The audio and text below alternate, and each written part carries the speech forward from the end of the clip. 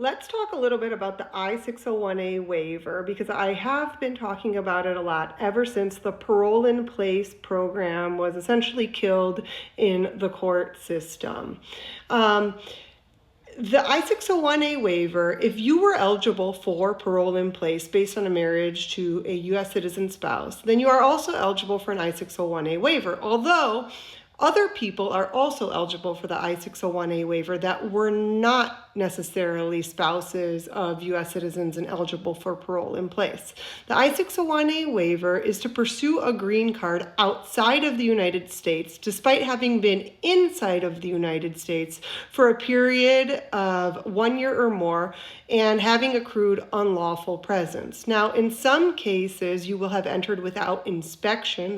That means without a visa or parole, and have accrued unlawful presence, and now you need to leave the United States to seek your green card. Prior to doing so, you need to seek I-601A waiver. In other cases, you might have entered with inspection, but because the person petitioning for you is not an immediate family member who is a U.S. citizen, your visa overstay or parole overstay will not be forgiven, and you will still need a waiver of unlawful presence to forgive that accrued unlawful presence.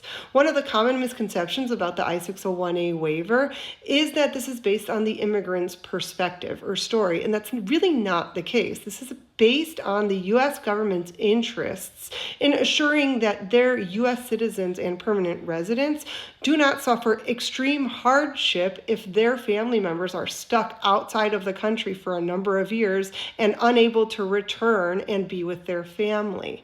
Now, you are eligible for this waiver if you have only accrued one stay of unlawful presence of a year or more. In other words, if you have multiple entries without inspection after 1997, and you stayed for a year or more, then you left and you re-entered, you're not going to be eligible for the waiver of unlawful presence.